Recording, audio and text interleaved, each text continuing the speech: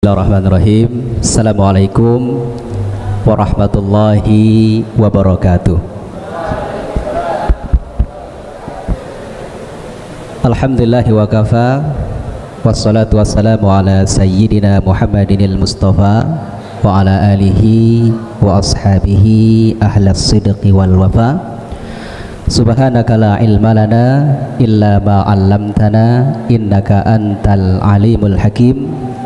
Qala rabbi shrah li sadri wa yassir li amri wahlul 'uqdatam min lisani yafqahu qawli, amma ba'.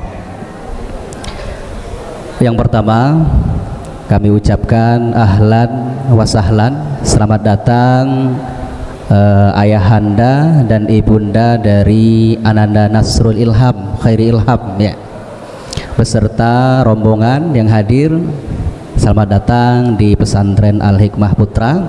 Mudah-mudahan di pesantren manapun, saya kira pasti banyak kebaikan dan keberkahan, karena di dalamnya terhimpun para penghafal Quran ya, para penghafal Quran, yang mana para penghafal Al-Quran itu adalah orang-orang pilihan, dan bahkan Allah menjanjikan para penghafal Quran itu adalah keluarganya Allah. Kebayang ya, keluarganya Allah. Kemudian para asatid, muhafid yang hadir juga kami ucapkan jazakumullah khairan katsiran, yang hadir di tengah-tengah kita. Melalui wasilah guru-guru kita, para muhafid inilah kita bisa mengenal pelajaran, kita mengenal Al-Quran, cara baca Quran, menghafal Quran melalui guru-guru kita. Dan bahkan kalaulah tidak karena melalui guru-guru kita, maka kita akan menjadi orang-orang yang fakir akan ilmu. Jadi antum, makanya salah satu sumber keberkahan ilmu itu terdapat pada guru-guru kita. Salah satu keberkahan ilmu itu terdapat pada guru-guru kita. Maka dari itu layak, dan bahkan kalau di pesantren-pesantren salafi itu sampai takzim luar biasa ya, luar biasa, sampai merunduk kepalanya. Satu mungkin dari depan masjid kalau ketemu sama guru-gurunya sampai ngerunduk tuh, jalannya bagaikan membelah bumi. Saking takzim, bukan takzim kepada manusianya, takzim kepada ilmu yang ada pada guru tersebut, sehingga kita mendapatkan keberkahan daripada ilmu itu. Baik, alhamdulillah, puji syukur mari senantiasa kita panjatkan kehadirat Allah Subhanahu wa taala pada siang menjelang sore ini. Tentu penuh dengan kebahagiaan, penuh dengan haru dan bangga, terutama bagi ayahanda dan bunda ya. Mudah-mudahan menjadi wasilah nanti di yaumil qiyamah, anak-anak penghafal Quran itu bisa memberikan mahkota kemuliaan dan jubah kemuliaan, dan bahkan di dalam salah satu redaksi hadis bisa memberi syafaat bagi beberapa keluarganya. Luar biasa ya. Dan ini menjadi motivasi buat kita semua, inspirasi. Kalau teman-teman kita bisa, kenapa kita nggak bisa? Dan tanamkan di hati kita, niat di hati kita, kita ingin memberikan mahkota jubah kemuliaan, yang mana mahkota dan jubah kemuliaan itu lebih mahal dari dunia dan isinya. Kalau se-Indonesia yang seluas ini aja nih berapa bilion-bilion harganya, apalagi dunia dan seisinya. Kemudian salawat dan salam mudah-mudahan senantiasa terlimpah curahan pada baginda Muhammad sallallahu alaihi wasallam, pada keluarganya, pada para sahabat-sahabatnya, kemudian kita selaku umatnya. Mudah-mudahan nanti di yaumil qiyamah kita mendapatkan syafaat dari baginda Muhammad sallallahu alaihi wasallam. Baik adik-adik sekalian, saya ingin bercerita di 3 tahun yang lalu ya. Saya masih ingat waktu itu Nasrul Khairi Ilham ini, waktu itu saya di wali asrama kelas 10, benar ya. Makanya saya agak terharu nih sama Nasrul ya, karena orangnya nggak terlalu banyak ngomong, bener ya. Yang saya tahu nih pribadi karakternya nggak banyak ngomong. Udah kerjaan dia gitu, belajar ya belajar. Dan dulu ketika dari kelas 9 ke kelas 10 itu berat badannya agak gede ya Nasrul ya. Nah setelah kelas 10 itu saya perhatikan betul itu, ketika di luar asrama dia punya tekad untuk diet, bener ya.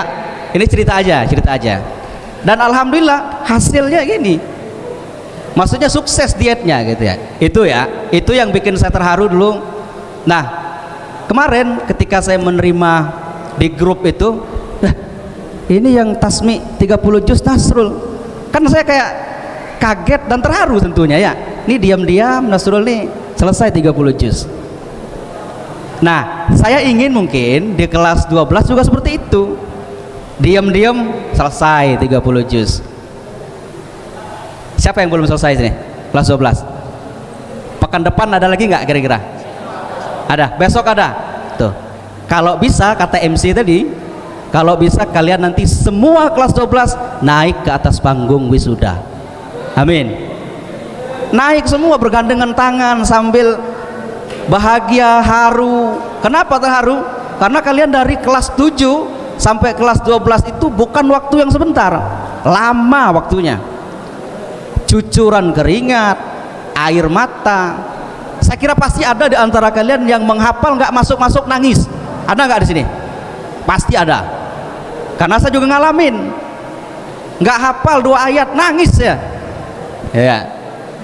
Saya yakin apalagi yang kelas 12 sekarang. Kak Ayas dari kelas 7 ke kelas 12 itu nggak mungkin dia nggak nangis ketika nggak hafal-hafal deh.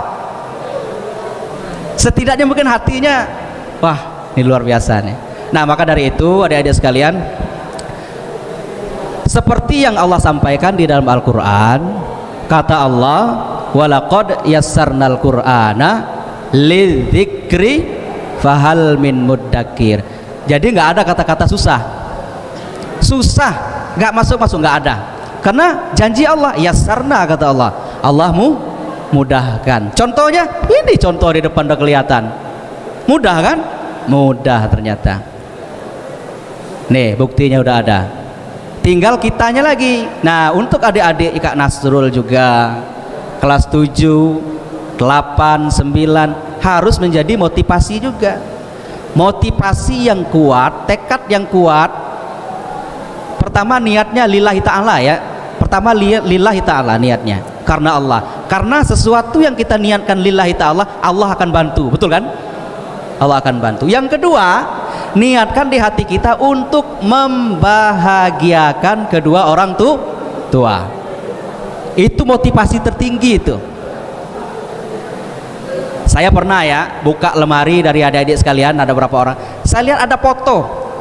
Sekali buka lemari, wah foto ayah bunda. Saya tanya, kok ada foto orang tua sama bapak sama ibunya? Katanya inilah motivasi hidup saya katanya. Jadi ketika dibuka fotonya, ada wajah ayahnya, wajah ibunya. Apa katanya? Ketika aku memandang wajah bundaku, ayahku, aku teringat harus belajarnya harus benar-benar, nggak main-main gitu. Dan terbukti alhamdulillah. Jadi yang pertama tadi niatnya lillahi ta'ala. Yang kedua, kemudian doa itu penting ya. Kalaulah Nasrul bukan karena doa ayah bundanya, saya yakin tidak bisa sampai seperti saat ini. Penting gitu, terutama doa bunda. Doa bunda itu lebih makbul dari doa para wali. Saya pernah baca redaksi cerita, ada seorang laki-laki datang kepada waliullah, minta didoakan. Kan kalau waliullah itu kan, kalau kita datang didoakan insya Allah diijabah, karena dia langsung dekat kepada Allah. Kata waliullah, kau punya ibu nggak? Punya bunda nggak? Masih punya. Nah minta sama bundanya, karena doa bundamu lebih makbul daripada doaku. Nah sok yang masih punya bunda, minta doa bun, telepon, kalau ada jawaban telepon, doakan Ananda bisa selesai 30 juz ya itu. Nah kemudian untuk adik-adik juga, yang adik kelas Nasrul, tanamkan motivasi menghafal Quran itu, karena itu menjadi kebutuhan. Kita butuh dengan Al-Quran. Apalagi kalau nggak salah di tanggal 23 perkiraan masuk bulan suci Ramadan itu kita akan fokus untuk beribadah kepada Allah.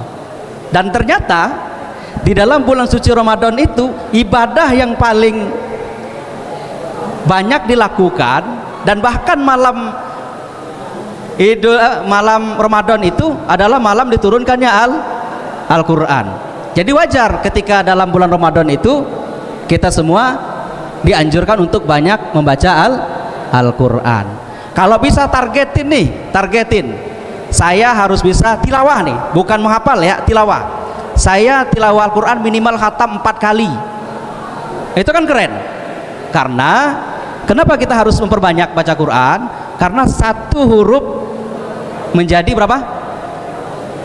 Enggak, kalau kita baca Quran berapa huruf? Satu huruf itu berapa pahala dapatnya? 10. Nah, kalau di bulan puasa dilipat gandakan, benar ya? Berarti satu huruf jadi berapa pahala itu? 10. Dilipat gandakan jadi 2. Jadi berapa? Banyak jadinya kan?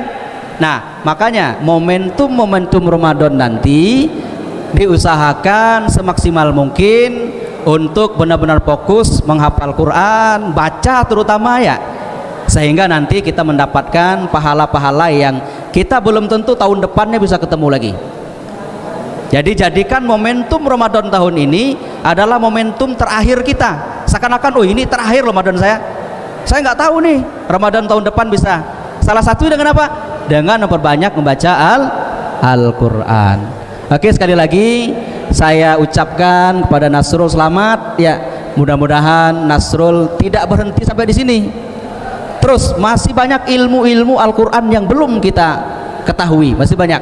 Bisa jadi setelah ini saatnya murojaah, ya kan? Bisa jadi saat ini nanti belajar lagi terjemah Al-Qurannya. Bisa jadi nanti setelah ini belajar tafsirnya. Masih banyak lagi. Kata Allah, Allah itu tidak akan memberikan ilmu kecuali hanya sedikit. Jadi ilmu yang ada sekarang ini itu belum seberapanya, masih banyak ilmu-ilmunya. Jadi pesan saya untuk Nasrul, jangan merasa puas dengan ilmu yang telah kita dapatkan. Teruslah kita merasa haus akan ilmu yang Allah berikan. Ketika ilmu itu akan berada di tangan kita, maka Allah akan angkat derajat kita. Ya, kalau di sisi Allah derajat kita diangkat, maka di sisi manusia pun kita akan lebih dihormati dan dimuliakan. Mungkin itu Nasrul ya, mudah-mudahan istiqomah. Yang paling penting itu istiqomah, karena kalau bukan istiqomah maka yang paling berat itu istiqomah. Maka minta pertolongan dan doa dari bundanya. Mudah-mudahan selalu diberikan istiqomah dan diberikan ilmu yang bermanfaat. Mungkin itu saja.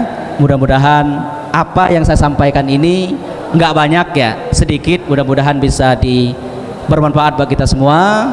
Apabila kesalahan yang sampaikan itu mutlak dari lisan pribadi saya yang penuh dengan kekurangan ini. Oke, terima kasih. Assalamualaikum warahmatullahi wabarakatuh.